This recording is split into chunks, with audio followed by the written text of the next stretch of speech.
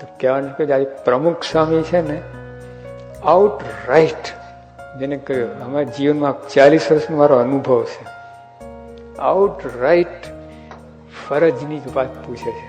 Is એમ્બોડીમેન્ટ of duty, મૂર્તિમાન ફરજનું સ્વરૂપ છે. બીજું ખપતું જ નથી એમને. ફરજ મારે શું કરવાનું છે મને કહો બસ.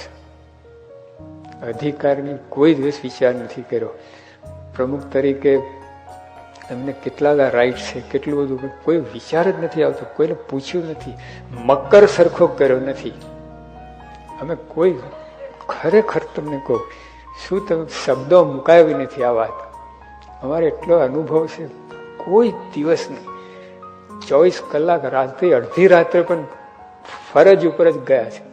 એટલે આવી રીતે ફરજ ઉપર જ ગયા છે, ડ્યુટી ઉપર નહીં, અરે રાઇટ્સ ઉપર નહીં. આજે આખી દુનિયામાં તકલીફ જ આ છે, રાઇટ્સ ઉપર જ બધા જીવે છે.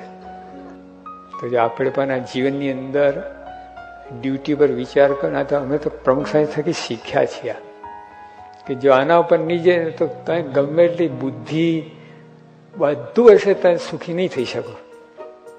આખું વલણ જ બદલવાનું છે.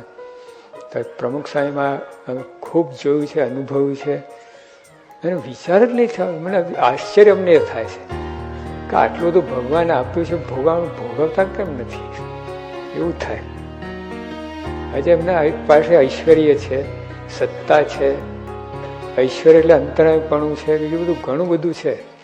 બધું ઘણું કરી શકે છે, કંટ્રોલ કરી શકાય કુદરત ઉપર, બધું ઉપયોગ જ નહીં. એક ચિંતક કેવું, the best use of power is if non use.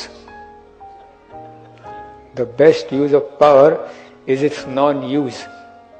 પ્રમુખ સાહેબમાં એ દેખાય. અમે 40 વર્ષથી અનુભવ કરીએ. આટલી સત્તા શાસ્ત્રીમાં એમને તો વીટો આપ્યો છે, કોઈને ગમે ત્યારે કારણ વગર અડધી રાતે કાઢી શકે છે. અને કોઈ દિવસ વિચાર નથી આવ્યો, કોઈ દિવસ. બધા નભાવા, ટકાવા ઉપર, બધાને પોષણ કરવા, બધાને આગળ વધારવા, એ જ વિચાર અમને.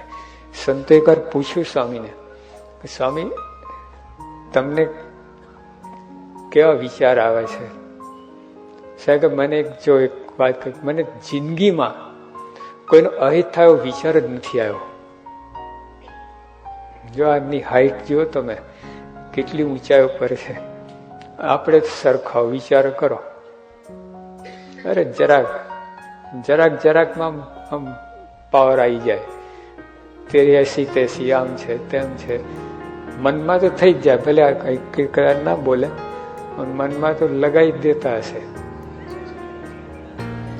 સ્વામીને જો આવી ભાવના, આજે એટલા કોમળ છે, એમની વાણી, એમનું વર્તન, સ્વભાવ ખરેખર બધાને બોલ્યા જ નથી, કરી જ બતાવ્યું છે. અને બધી બાબતમાં એમનું બ્રહ્મચર્ય પણ જો તમે, 8 પ્રકારે બ્રહ્મચર્ય. એમને એમ પૂછવા હોય તો એમને કોઈ, મને સપનામાં સ્ત્રીનો ઘાટ થયો નથી. જો આ બધી વસ્તુ સમાજની અંદર મળવી ખેલ નથી. એટલે એ કોટીના પુરુષ છે, તંત્ર ચાલે છે. અને એમના વર્તનથી શીખવાનું છે.